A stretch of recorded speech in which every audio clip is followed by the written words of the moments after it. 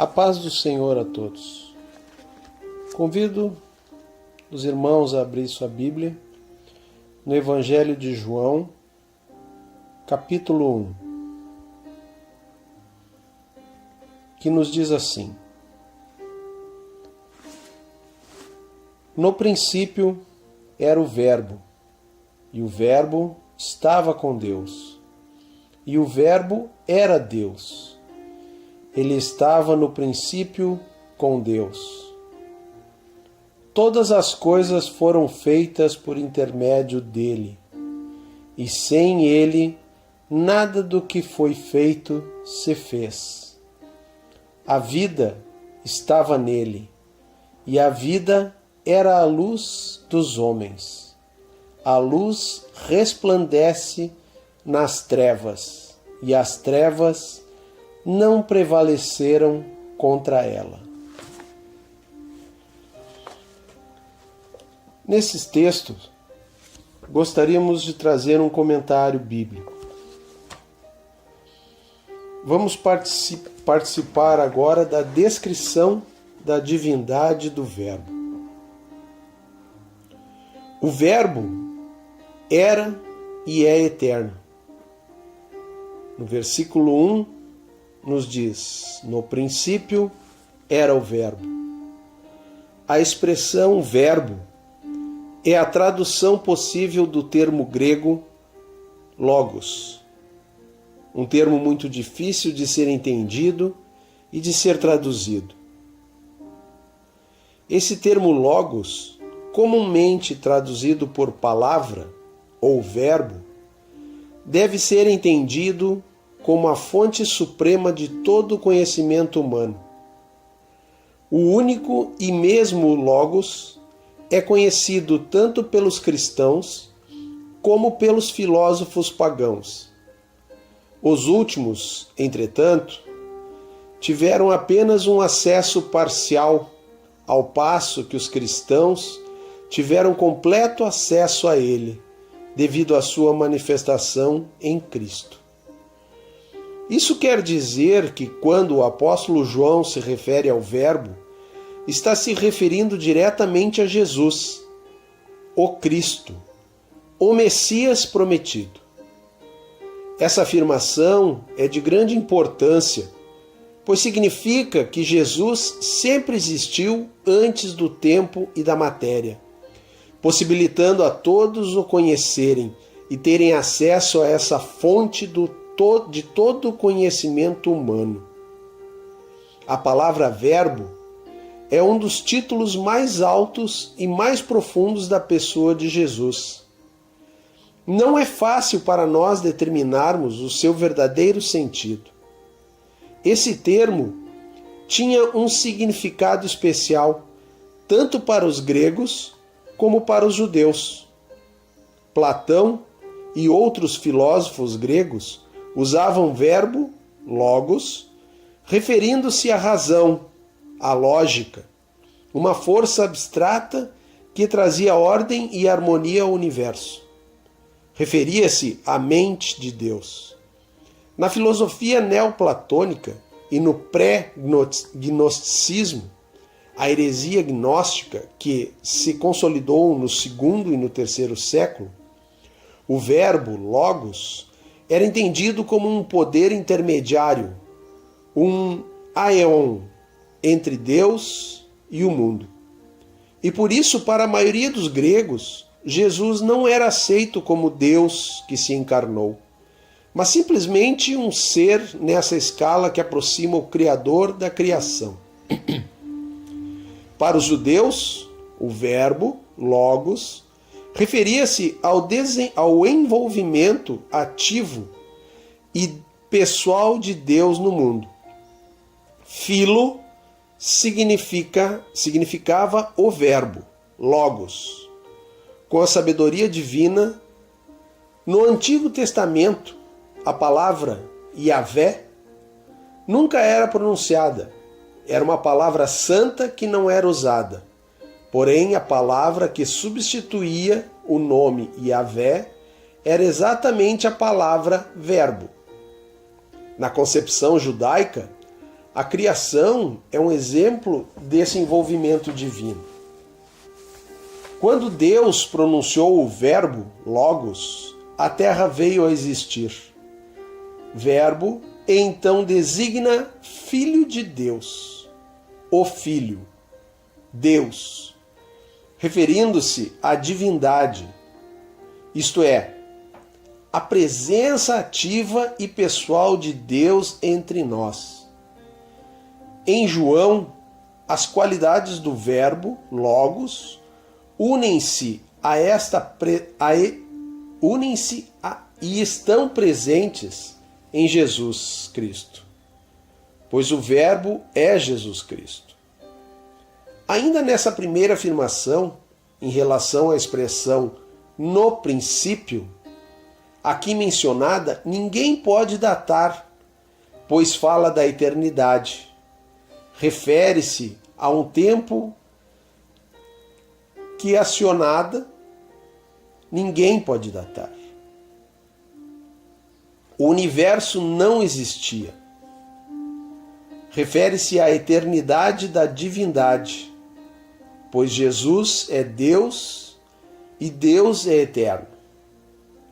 Essa expressão de João claramente se refere ao início das Escrituras. E ele, como judeu, conhecia bem as Escrituras. Pois bem, a expressão joanina, no princípio era o verbo, é uma afirmação categórica de que o verbo, logos, já existia numa eternidade que só Deus possuiu. Portanto, temos que entender que, logo no início deste evangelho, o registro de João ressalta que a divindade de que a divindade de Jesus, a sua filiação e o fato de ser ele Cristo era um só conceito. O verbo e é distinto era de Deus. E o verbo estava com Deus.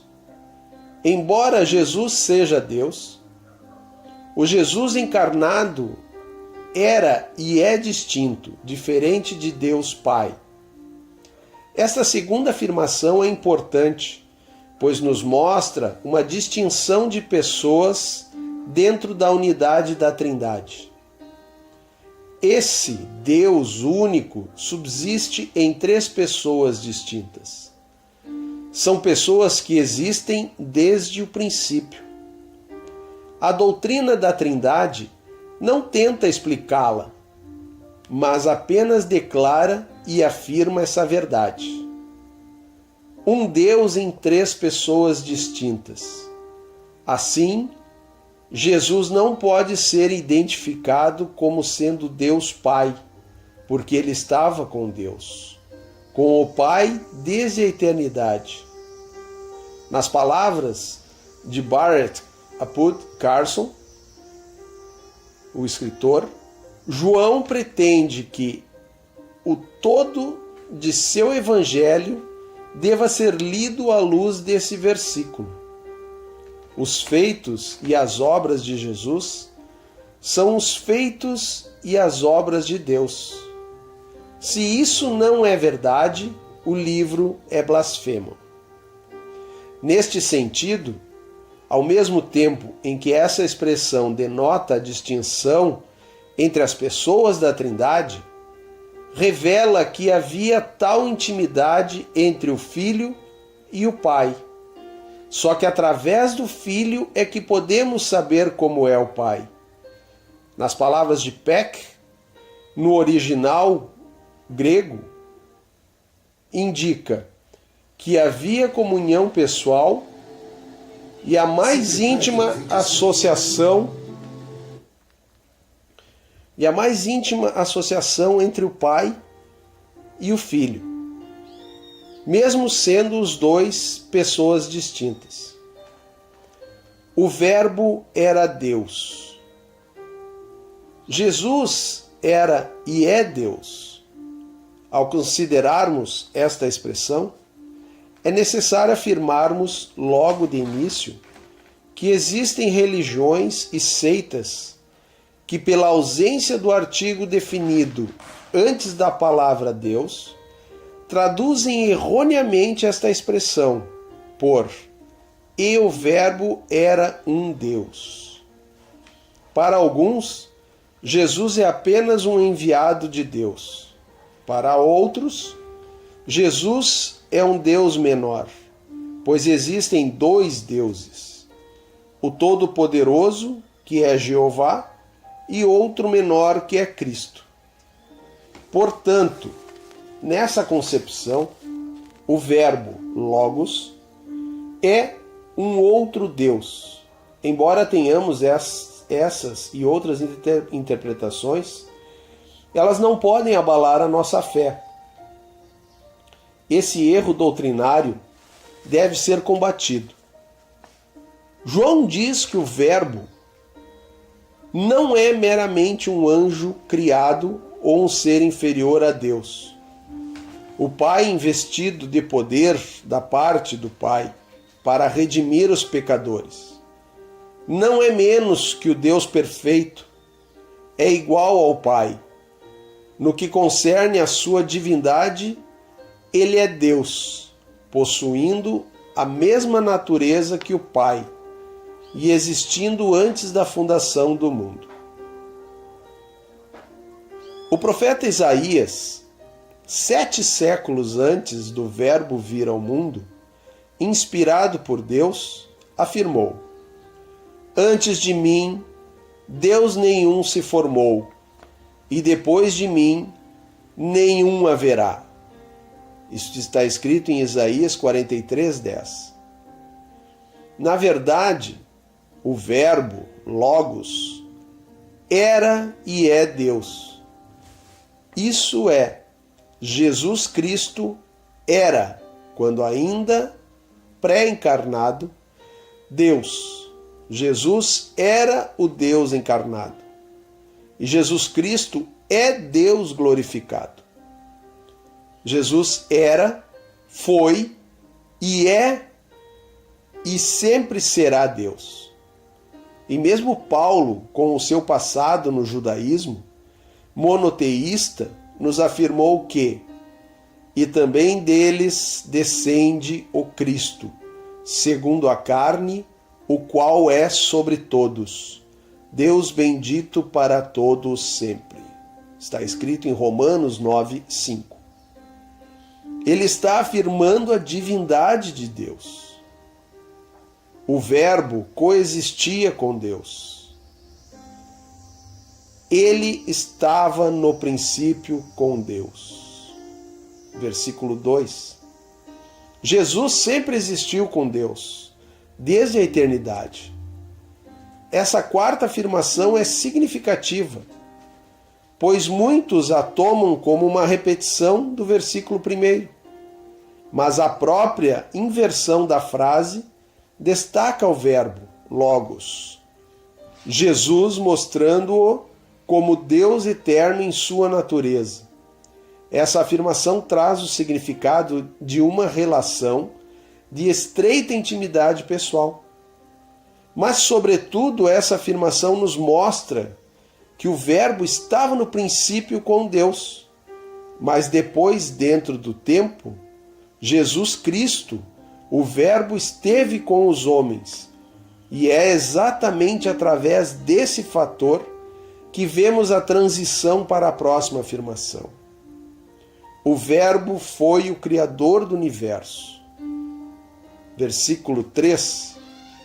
Todas as coisas foram feitas por intermédio dele, e sem ele nada do que foi feito se fez.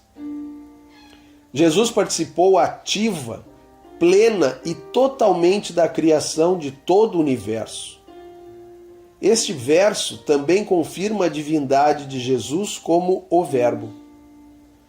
Pois sabendo que a criação é uma obra de Deus, conclui-se que Jesus é Deus.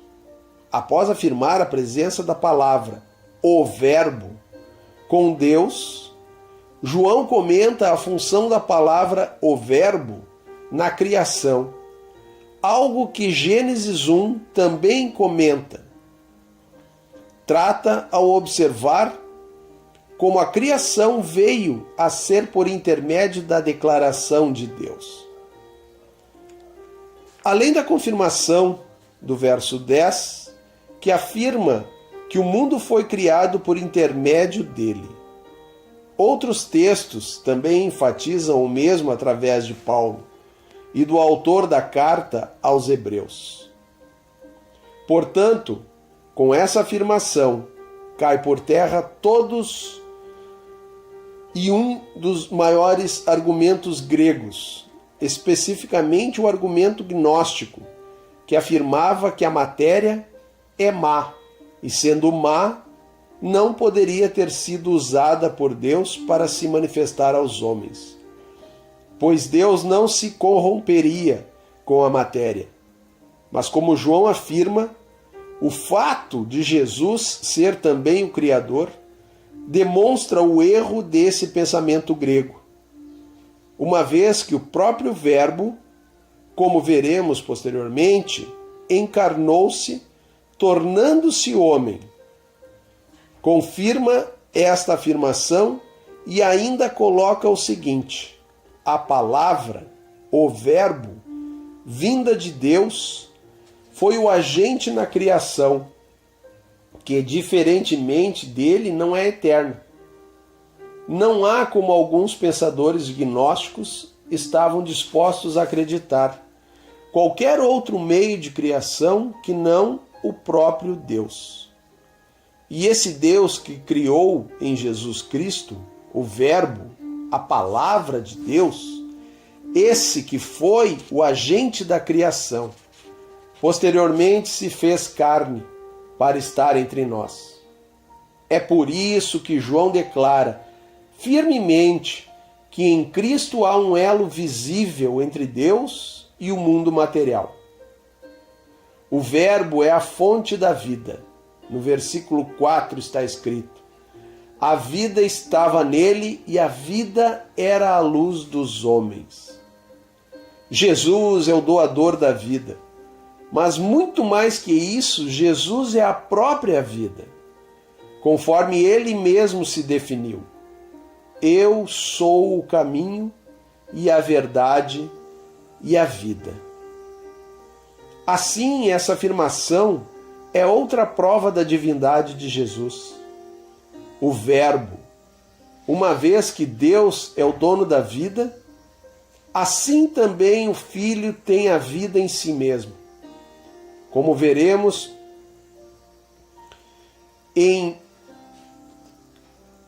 no capítulo 5, versículo 26. A expressão vida é usada por João repetidamente.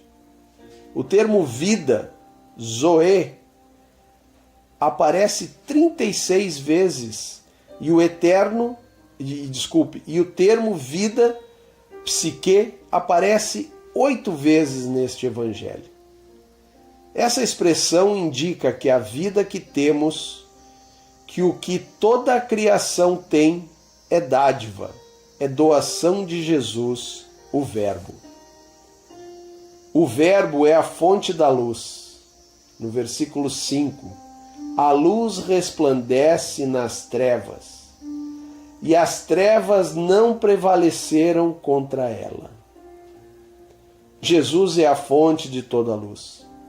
Então, além do Verbo ser a vida, o Verbo é também a luz, tanto física como espiritual. Sim, de Jesus vem toda a iluminação espiritual que o homem necessita para descobrir como ter comunhão com Deus. Também foram essas palavras do próprio Jesus, em João 8,12. Eu sou a luz do mundo. Quem me segue não andará nas trevas, terá a luz da vida. Essa luz, que é Jesus, dá esperança a todo homem. destaca-se ainda nessa afirmação o contraste que João fará por todo o Evangelho entre luz e trevas, ideia repetida por mais de 21 vezes neste Evangelho.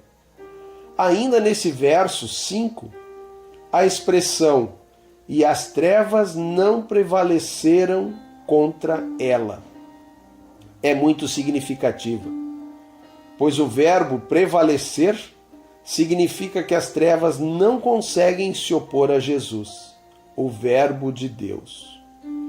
Na verdade, as trevas representam a esfera natural de todos aqueles que odeiam o bem. Aqueles que repudiam a luz são os homens cujas obras são más. O homem que tem algo a esconder odeia a luz e ama as trevas. Porém, devemos saber que é impossível esconder algo de Deus. Essa é a mensagem do Evangelho. A luz do Verbo, Jesus, pode tirar qualquer um das trevas em que se encontra. Com essas afirmações e explicações, temos de modo bem resumido a descrição do nosso Senhor Jesus Cristo como Deus. E a questão que se levanta é: essas afirmações têm implicações que nos afetam? Essas explicações têm o poder de causar transformações? Creio que sim. Basta crermos em Jesus como o Verbo de Deus, como o próprio Deus, como o autor e sustentador da vida e a luz para o nosso caminho. Quando o reconhecermos, dessa maneira, certamente seremos transformados. Os versos 6 e 9, por se referirem a João Batista, serão estudados posteriormente. Fiquem na graça do nosso Senhor Jesus Cristo.